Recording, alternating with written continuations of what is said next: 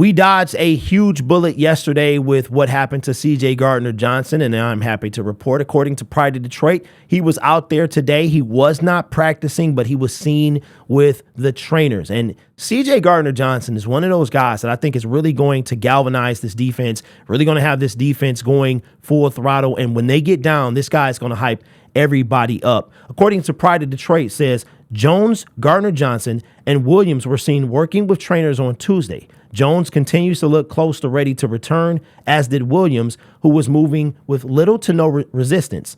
Gardner Johnson was not as far along as the other two and was walking with a bit of a limp as he exited the field. Now, here's what I like right here. Gardner Johnson declined to speak with the media, but did say, "I'll be better," as he entered the team's facilities. All three seemed to be in good spirits when they were able to rejoin their teammates, and each stayed through the completion of practice. Now, even though you cannot control an injury, that is out of your control. I mean, you can work out with the trainers and stretch and do all those things, but he took that personal. And we heard yesterday that he made like a loud, he was audible yesterday. You could hear that he was upset. Some might have taken it as pain, and they thought the injury was worse than it was. But turns out that wasn't the case at all. He was upset because this guy is a dog. These guys take this stuff personal.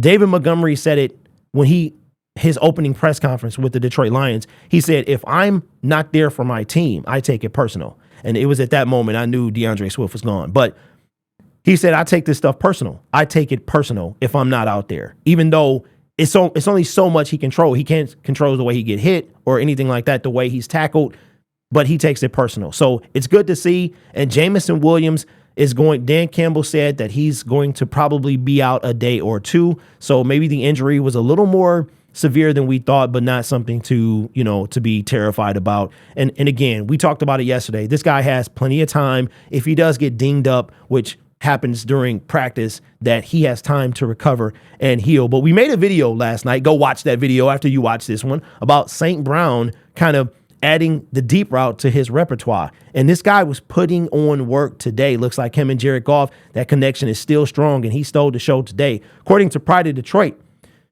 says this: Brown had a very impressive day, registering 4 touchdowns and making catches all over the field.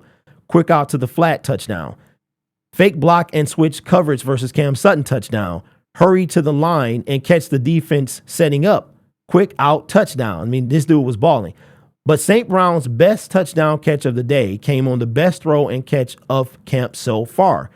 On the play, St. Brown ran his route to the back of the end zone and crossed over the middle. Rookie Brian Branch was in a good position, trailing slightly behind Tracy Walker as Tracy Walker was crossing in front. Goff fired a bullet to St. Brown, and it somehow made its way through a maze of hands right to St. Brown, who not only fully stretched out to secure it, but tiptoed in the back of the end zone for the score. This guy's a dog.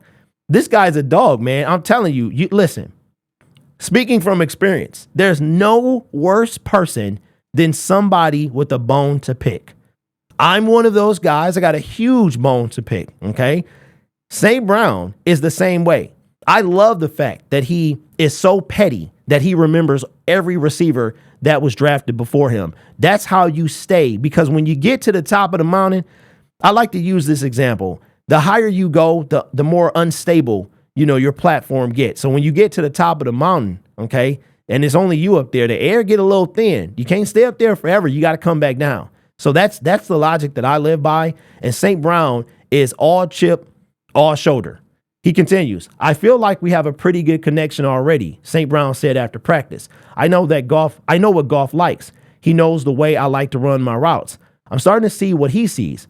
It's telling me what he's seeing, what he's expecting.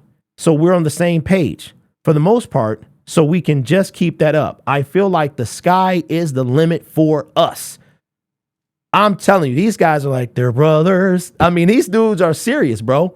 These guys are coming into play. And St. Brown is probably the biggest steal of the 2021 NFL draft. Like this, but he being, glossed over, taken in the 4th round, feeling some type of way. And I'm telling you, Jared Goff and St. Brown, I feel like we're going to see that connection with for many years. That's just my opinion. So I know you guys don't think we're going to re-sign Goff. I do, or extend him. I think he's going to be around for a while.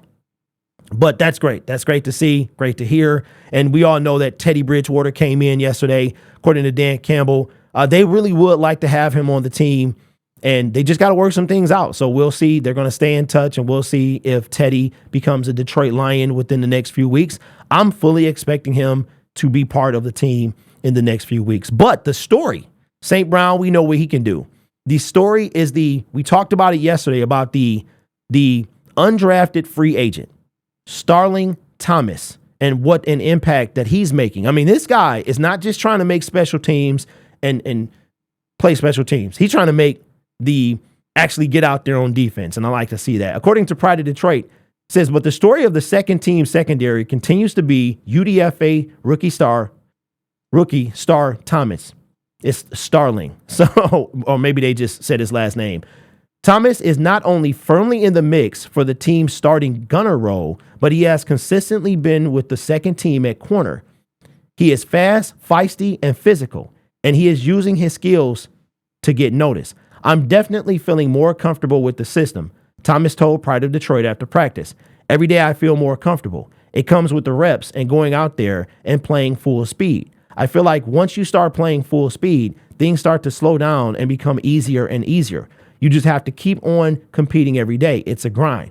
The offense is really good, so that makes me get better too. I like what he said. He said, the faster the game goes, the slower it becomes.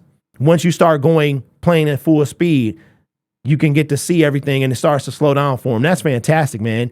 This dude is going to be something. And this is a part that I want you guys to hear. It says, Thomas, 5'10", 195 pounds, willingness to compete, showed up on a run play where he was asked to take on a block from Jermaine Ifedi, 6'6", 338 pounds. So you're talking about a 144-pound difference. Ifedi blocked Thomas past the whistle and carried the play out of bounds, and Thomas took exception. The two grabbed each other's face masks and tussled a bit before the scuffle went to the ground, and the pair were separated. That reminds me, I love Rocky IV. That reminds me of the end of round 2, Rocky versus the Russian. The bell rung, they kept hitting and hitting and hitting, and then Rocky picks up the Russian and throws him to the ground like a pile drive. I'm telling you, these guys right here, they come into play, they're coming to be competitive, and I love it. You're talking about 6'6", 338 versus a $194 soaking wet 5'10". I mean, I weigh more than Starling Thomas. So I don't know what he was doing, but I dig it, man. I love the intensity when it comes to my team. So let me know your thoughts in the comments below. We are at 12,100 subscribers. We grew over 100 subscribers yesterday, and that's a testament to you guys and the content, and I appreciate that. So consider subscribing if you haven't done so already. We have a season goal of 12.5 to start the season, and you can help me get there. So if this is not your first time here, what are you doing? Hit the subscribe button, man. I would appreciate it. You guys are awesome. Take care of yourself and each other. And as always, go Lions. Football is back.